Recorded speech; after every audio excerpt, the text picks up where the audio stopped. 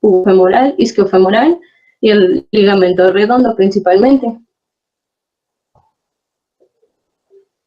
Y bueno, aquí podemos visualizar en una visión anterior los ligamentos que se presentan en esta visión.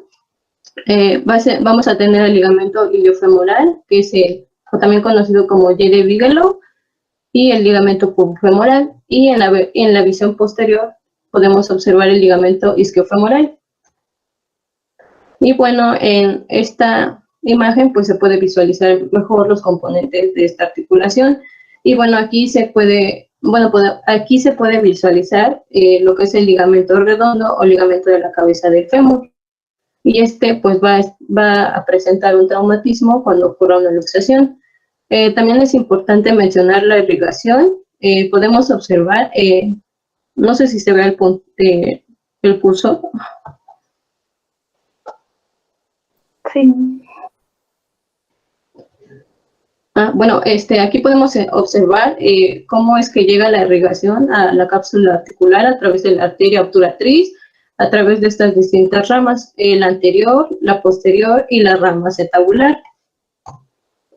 Mencionando algo más sobre la vascularización, tenemos que pues la cabeza femoral va a estar irrigada por las arterias circunflejas lateral y medial, que estas van a proceder de la arteria profunda, como podemos observar aquí. Tenemos a la arteria femoral profunda, la circunfleja femoral medial, y de este lado tenemos la lateral, y pues estas van a estar rodeando el cuello del fémur. También tenemos que hay parte de la irrigación a través de lo que es la arteria ilíaca interna, dando a la arteria obturatriz. Aquí se puede observar mejor. Tenemos a la arteria obturatriz, y pues como tal esta nos va a dar la rama acetabular, que también nos va a proporcionar irrigación a la cabeza del fémur. Respecto a su inervación, pues tenemos que esta articulación está principalmente relacionada al nervio ciático. Como sabemos, pues es el nervio más voluminoso del cuerpo y presenta una vital importancia aquí. Y bueno, principalmente en lo que es en la luxación posterior de cadera, se va a ver afectado y nos puede dar como tal un compromiso neurológico. Tenemos que pues va a salir de la pelvis y por la parte inferior del foramen ciático mayor. Va a ir de arriba a abajo y también de medial a lateral. Y bueno, vamos a tener que desciende entre estas dos estructuras, que son la tuberosidad isquiática y el trocánter mayor.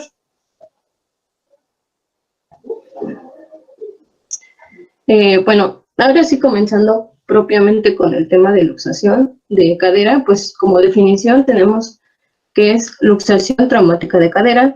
Esta es una lesión grave que va a consistir en el desplazamiento de la cabeza del fémur fuera del acetábulo. Esta puede ser pura o coexistir con la fractura. Cuando se refiere a pura, pues solo es una luxación.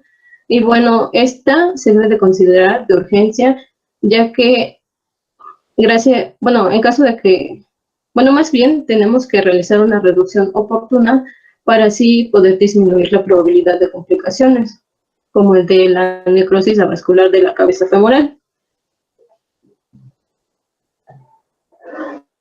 Respecto a su epidemiología, tenemos que pues estas van a representar del 5 al 20% de todas las luxaciones del esqueleto. Tenemos que principalmente es más frecuente en hombres, aproximadamente un 75%, y estos van a ser en una edad de 20 a 40 años.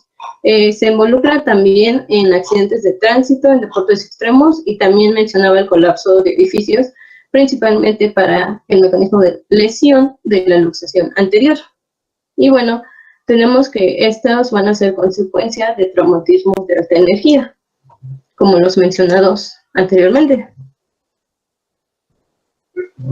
Respecto a su etiología, pues de nuevo es una lesión asociada a trauma de alta energía.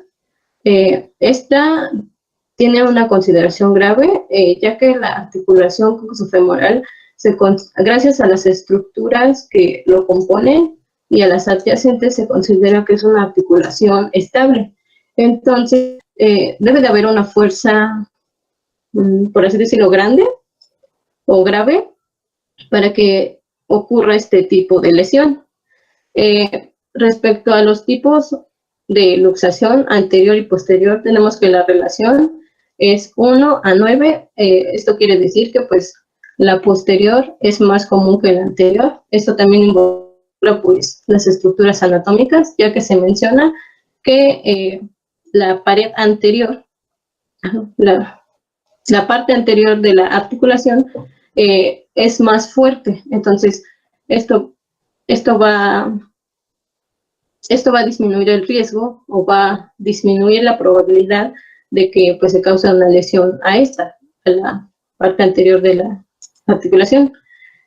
Mencionaba accidentes de tráfico. Esto es muy común, o bueno, es lo que yo más encontré, los accidentes de tránsito.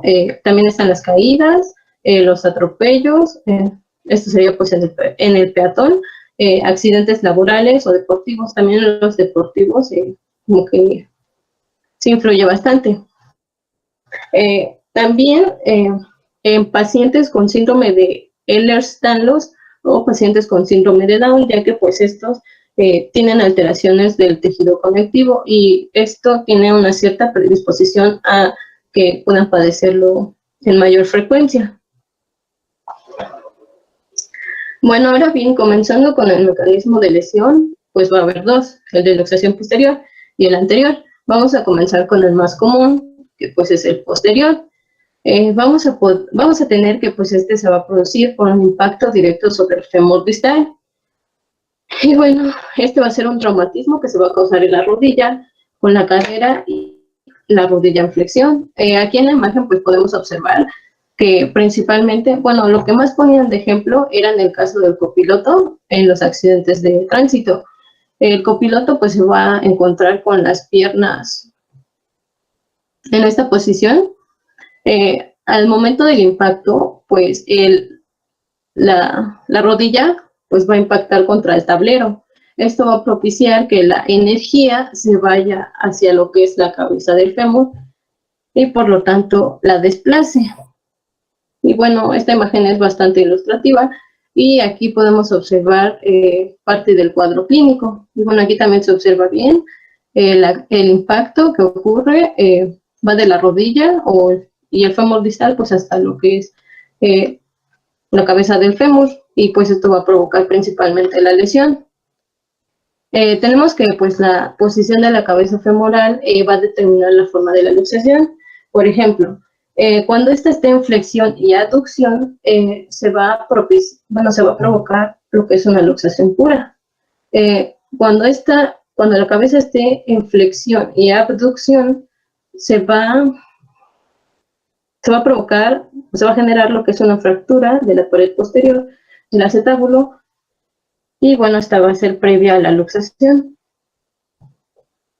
Ahora bien, con el mecanismo de lesión de la luxación anterior, esta es menos común y menos frecuente y se va a producir por una caída con golpe sobre el muslo. Y bueno, esta también principalmente va a ser ocasionada por la abducción y rotación externa máximas y forzadas. Por ejemplo, aquí en la imagen podemos visualizar dos personas en moto, y bueno, en caso de que ocurra una caída, pues puede ocurrir que pues la persona caiga y presenta una posición de piernas hiperabducidas, por lo cual nos va a propiciar o nos va a provocar pues lo que es la luxación anterior. Y bueno, también menciona que cuando la cadera está en flexión, nos va a dar como resultado una luxación de tipo obturatriz, y cuando la cadera está en extensión, una luxación pubiana o ilíaca. Y bueno, aquí también podemos observar parte del cuadro clínico, y esto pues es bastante característico. Respecto a la clasificación, la primera distinción que se debe de realizar pues es la anatómica. Tenemos aquí en la anterior, pues como ya lo mencioné antes, puede ser inferior obturatriz o superior púbica e ilíaca. Y bueno, en la posterior también se puede dar lo que es inferior y superior. Y bueno, también había algo que se conocía como central, pero pues este término más correcto, ya que se menciona que la posición medial de la cabeza femoral tras una fractura de la parte medial del acetábulo es como tal una fractura o luxación, o es algo ya combinado. Tenemos la clasificación de Epstein. Esta pues es de las luxaciones de cadera anterior, divide en púbica o superior, y pues esta nos menciona que puede ser sin fractura o simple, o con fractura de la cabeza femoral o con fractura del acetábulo. Tenemos también la obturatriz o inferior. Esta puede ser sin fractura o simple, con fractura del acetábulo o con fractura de la cabeza femoral. Y bueno, aquí podemos observar los diferentes tipos y la ubicación de la cabeza femoral respecto al acetábulo. La obturatriz, la pubiana y la ilíaca. Tenemos también la clasificación de Thompson-Epstein.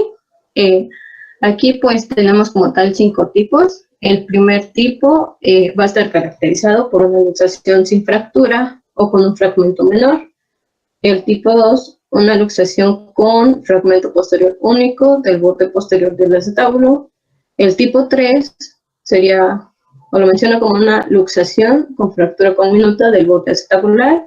El tipo 4, luxación con fractura del piso acetabular. Y el tipo 5, con una luxación con fractura de la cabeza femoral. Esta clasificación fue creada o fue realizada antes de la aparición de la tomografía computada. Estos autores recomendaban antes que se debía de realizar una reducción abierta en las fracturas combinadas con luxación, ya que pues ellos pensaban que la mayoría de los fragmentos o cartílago, pensaban que en la mayoría de los casos pues existían fragmentos de hueso cartílago retenidos en la articulación. Luego tenemos la clasificación de Stuart y Milford. El tipo 1 lo menciona como una luxación simple. El tipo 2, luxación con uno o más fragmentos acetabulares, pero con integridad acetabular suficiente para asegurar estabilidad después de la reducción. El tipo 3, luxación con fractura del borde acetabular e inestable. El tipo 4, luxación fractura de la cabeza o cuello femoral. Y bueno, esta clasificación se menciona que orienta a la estabilidad postreduccional en los casos de una fractura acetabular. Bueno, comenzando con el cuadro clínico, estas imágenes son muy ilustrativas. Empezando con la luxación posterior, que es la más común, pues respecto a esta manifestación, tenemos que la superior se va a observar como un acortamiento del miembro inferior afectado, va a haber una rotación interna y aducción. Yo encontré que también se le llamaba o se le conocía como la posición de bañista sorprendido. En todo caso es esta. En caso de una luxación posterior inferior, va a haber una flexión marcada, como podemos observar aquí en la imagen, va a haber aducción y vamos a tener también una rotación interna. Y bueno, más o menos se vería así respecto a la luxación posterior superior. Luego, en la luxación anterior, tenemos que pues la superior también va a haber un miembro en extensión. Esta va a tener abducción y rotación externa de la cadera, como podemos visualizar en esta imagen. En la luxación anterior inferior vamos a tener también rotación externa. Esta va a tener pues varios grados de flexión y también va a haber un acortamiento de la extremidad. Y bueno, esto es importante mencionarlo, ya que estas pues son características clínicas propias de este tipo de luxaciones. Además de que el diagnóstico se hace pues principalmente clínico. Respecto a la evaluación clínica, en primera instancia, pues también debemos de evaluar ciertas estructuras, como es la evaluación del nervio ciático. Como lo mencioné en el principio de la exposición, pues principalmente este puede estar lesionado en casos de luxación posterior y por lo tanto nos puede dar un compromiso. Y bueno, mencionaba que en caso de su afectación podíamos observar un pie caído. También es importante revisar la evaluación vascular, la temperatura, color y pulsos distales.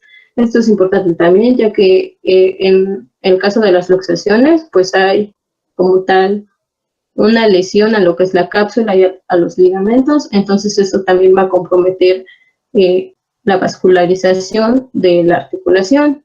Y bueno, también es importante la búsqueda de lesiones asociadas, como cualquier otro traumatismo que pueda presentar la persona o incluso datos clínicos de fractura. Respecto al diagnóstico, vamos reuniendo las características que llevamos hasta este momento, pues tenemos que aquí un ejemplo que resume bastante bien el diagnóstico, o bueno, cómo se puede realizar. Por ejemplo, en la luxación posterior, podemos tener a un hombre adulto joven, principalmente. Este va a tener un antecedente de traumatismo de alta energía. Y bueno, se va a mencionar que aquí influyó la fuerza directa o indirecta a lo largo del fémur. También es importante conocer el mecanismo de lesión. Va a haber pues dolor, obviamente, en la cadera afectada y también en la región glútea.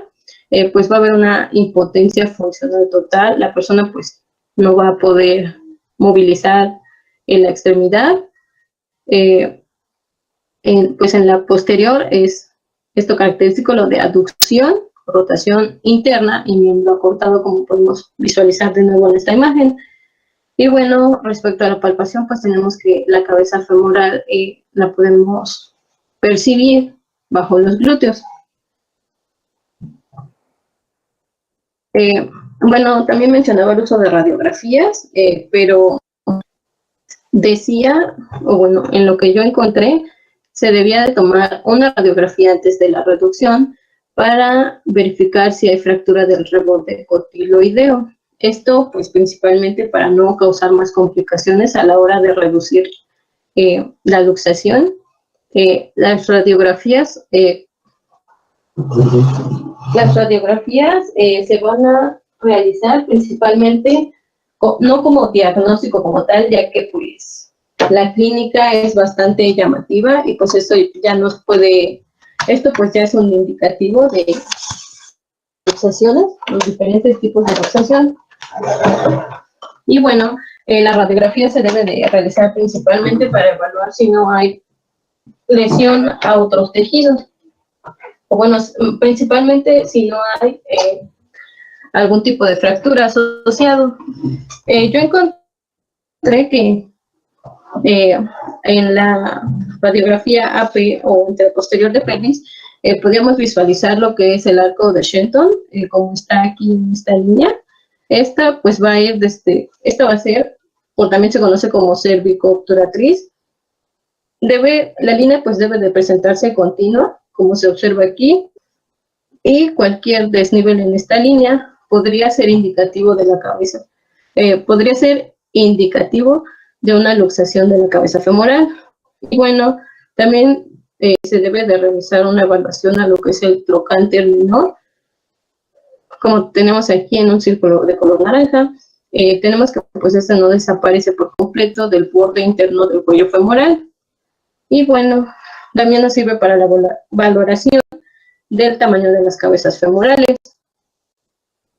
ya que en caso de que el diámetro de algunas se encuentre disminuido, también podría ser sugestivo de que hay una luxación.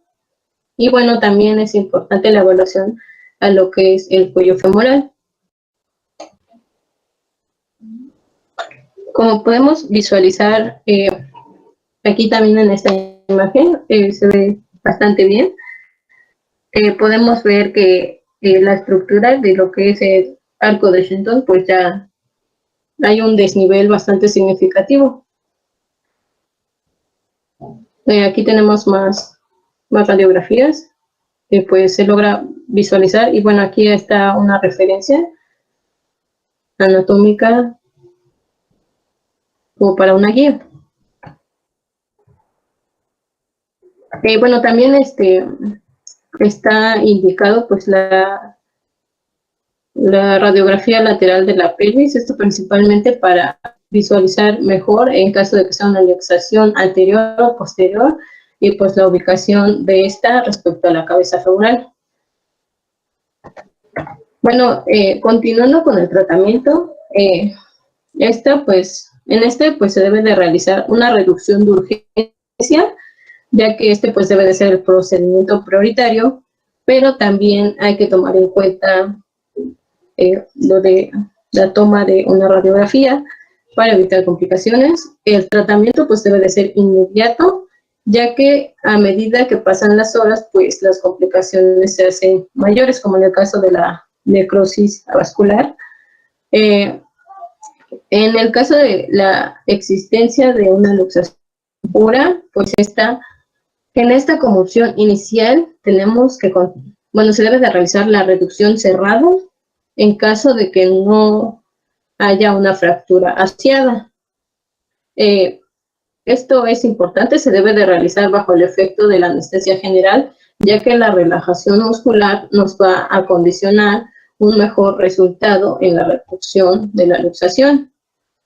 Y bueno, respecto a las maniobras de reducción, pues tenemos varias. En términos generales, pues son similares entre estas. Se basan en la tracción axial del muslo y la contratracción pélvica, movimientos inversos al mecanismo de la lesión. Comenzando con las maniobras de reducción cerrada, pues tenemos la maniobra de Alice. Esta pues es la más utilizada.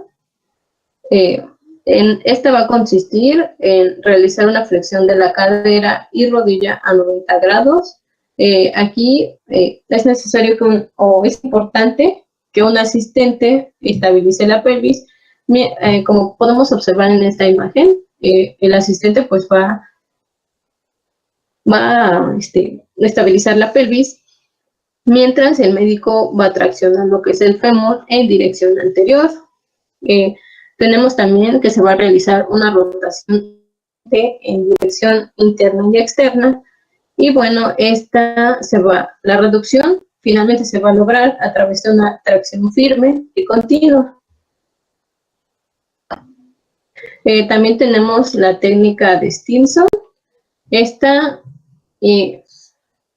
se utiliza en la reducción de luxación posterior de cadera. Es un método seguro y efectivo. Y esta se va, como lo mencioné antes, pues debe de existir una buena relajación muscular y anestesia, ya que la contractura muscular pues puede ocasionar que no se logre el objetivo deseado. Y bueno, también tenemos la maniobra de Bigelow. De hecho, descargué unos videos, no sé si los pueda poner, doctor.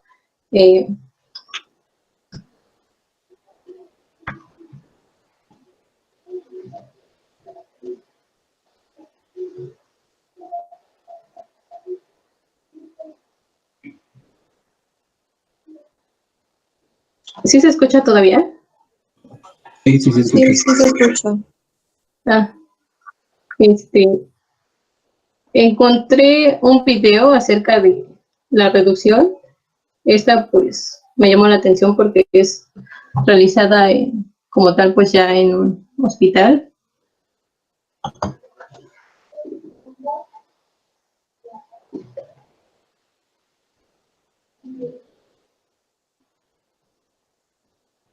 No sé si alcancen a ver o si ya se haya puesto el video.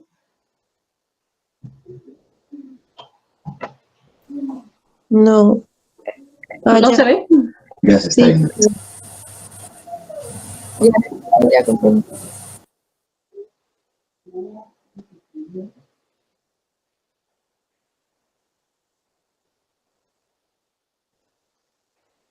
Como podemos observar, pues El paciente está bajo anestesia.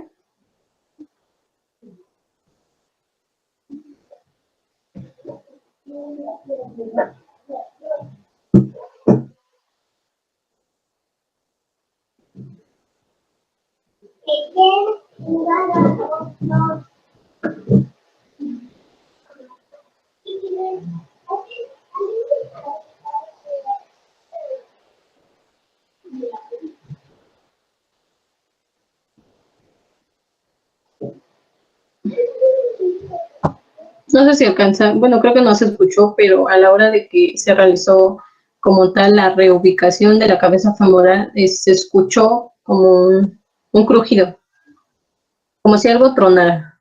Creo que no se escuchó.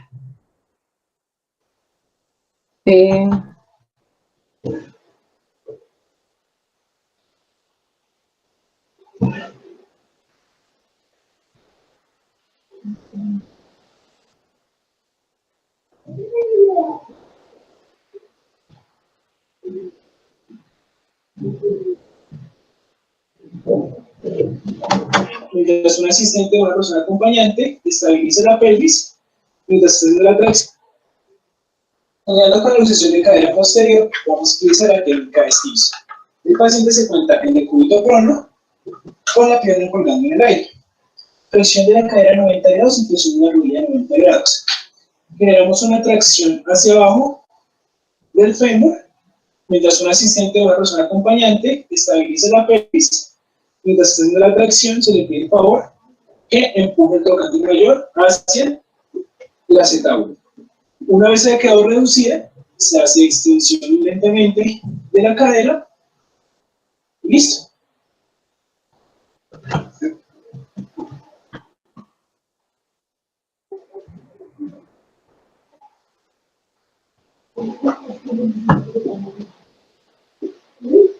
Continuando con la luxación posterior de cadera, vamos a explicar la técnica de Miguel. Esta consiste en que el paciente nuevamente en decúbito supino se le pide al asistente que estabilice la cadera. Se posiciona un brazo por detrás de la pantorrilla y el otro sostiene sobre el tobillo. Generamos tracción longitudinal, hacemos flexión de la cadera, hacemos un grado de abducción y generamos rotación externa. Y una vez la cadera esté posicionada, se hace extensión lenta de la cadera. ¿Listo?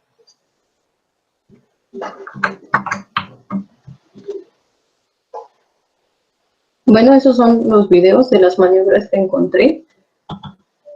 Y bueno, otra maniobra que encontré, esta es en un artículo de PubMed, es una que se llama técnica de Capitán Morgan. Esta se podría decir que es, bueno, es del 2011. Tenemos que en esta, pues, el paciente debe de colocarse en decúbito supino, debe de estar sobre una camilla y esta, pues, en esta se debe de realizar una fijación de la pelvis a un tablero con correa. La cadera y la rodilla deben de estar en una flexión a 90 grados. Vamos a tener que se coloca el pie sobre la tabla con la rodilla detrás de la rodilla del paciente, como podemos observar en la imagen. Como podemos visualizar en esta imagen, pues como vemos la posición es parecida a la de la famosa marca de Capitán Morgan. Tenemos que vamos a sostener la rodilla del paciente en flexión y vamos a sostener el tobillo hacia abajo. Aquí en las flechitas pues nos indican hacia la dirección principal. Vamos a aplicar una fuerza hacia arriba de la cadera y esto se va a ocasionar levantando con su pantorrilla. Como podemos observar aquí, pues la está sujetando y la está levantando. Y por último, se debe de girar suavemente la parte inferior de la pierna. En el artículo mencionaba que pues esta técnica podría lograr incluso mejores resultados que la técnica de Alice, que es la más utilizada. Pero esta técnica solo fue realizada en un pequeño grupo de pacientes dentro de un hospital. Y bueno, les dejo la referencia del artículo por si alguien quiere leerla.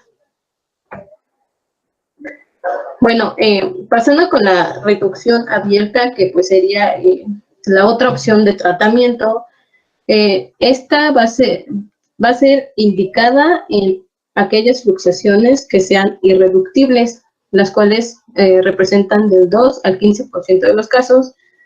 Y bueno, se debe de realizar en carácter de urgente. En esta, pues, se va a realizar lo que es la eliminación o reparación de los obstáculos de la reducción, ya que puede haber estructuras que interfieran en la reducción exitosa.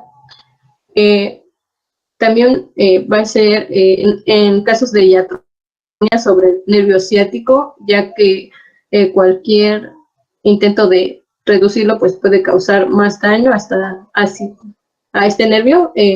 También una reducción incongruente con fragmentos encarcerados en caso de que haya partes blandas interpuestas, y también en fracturas de la cabeza femoral.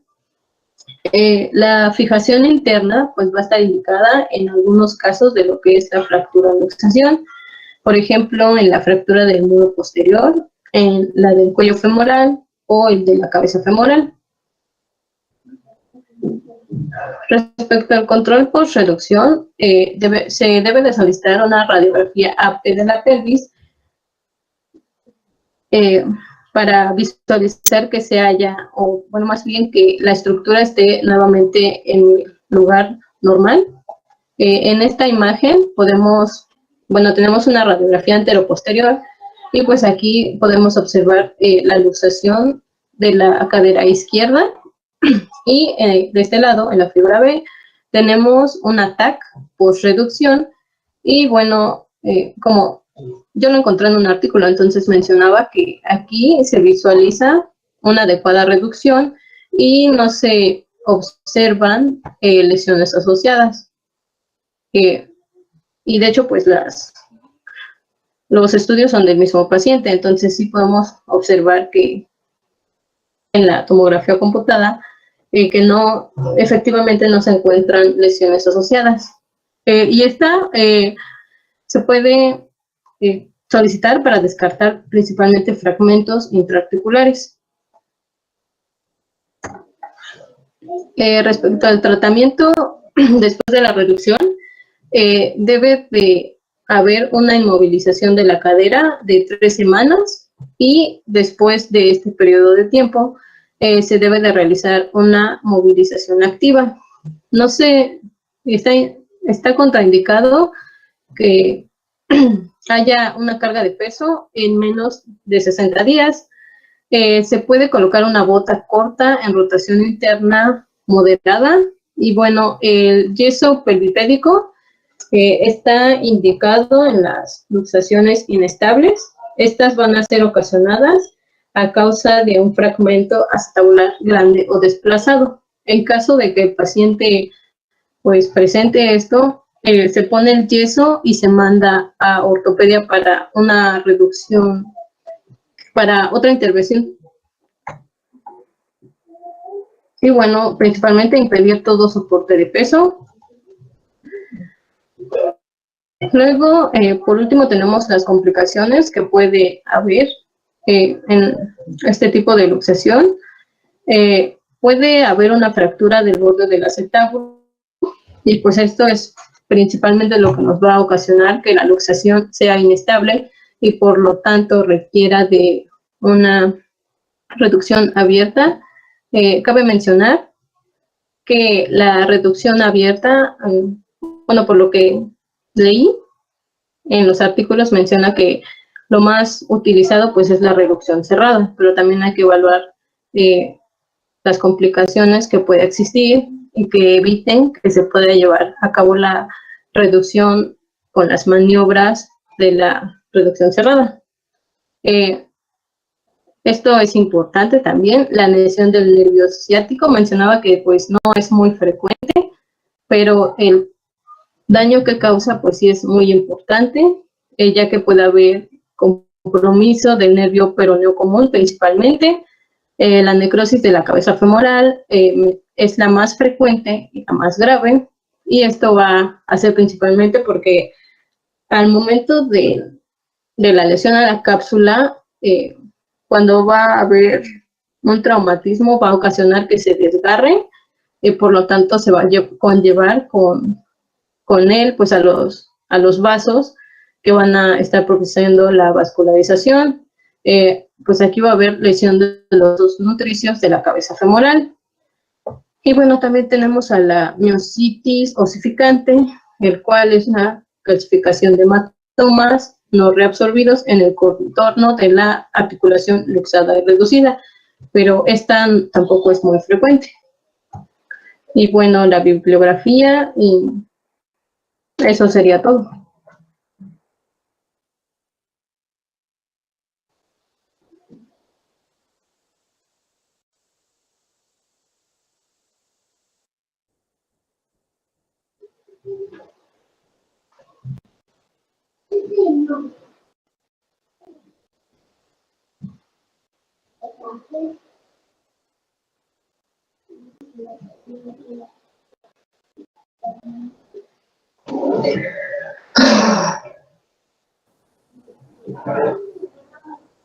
¿Alguien tiene preguntas?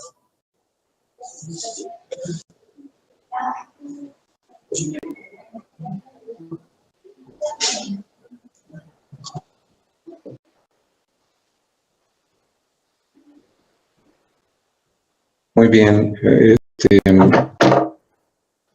Pues comentar algunos detallitos. Uno, que es una urgencia. Acuérdense, las luxaciones son urgencias. Esta es una urgencia, se tiene que reducir. Entre más pronto, el pronóstico va a ser mejor. Un paciente con luxación de cadera con varias horas de evolución va a tener daño, sobre todo en el medio ciático, una neuropraxia, o puede tener lesión vascular que lleve a una necrosis avascular de la cabeza femoral. La necrosis vascular de la cabeza femoral no se va a manifestar de inmediato. Al paciente le van a hacer la maniobra de reducción, van a acomodar su cadera en el sitio correcto, pero hay que advertir que tiene que estar bajo vigilancia los próximos 6 meses, porque cuando se presenta la necrosis vascular, pues no es de inmediato, es paulatina y es lenta. Eso hay que explicarlo al paciente. Es una luxación que requiere una alta energía, un traumatismo de alta energía, ya que por su misma anatomía es bastante estable y para que se luxe se requiere una gran fuerza. La más frecuente es la posterior. Cada vez que van a realizar una reducción de una cadera luxal, deben de canalizar al paciente, aplicarle relajantes, un analgésico. Manejamos mucho el diazepam en su medio, 10 miligramos de diazepam lento y diluido, un ketorolaco intramuscular, y ahora sí le hacen el intento de reducir la cadera. ¿Sí? Las camillas actualmente en urgencias, muchas camillas las puedes movilizar para que desciendan casi hasta el nivel del piso y ahí es más fácil hacer la maniobra.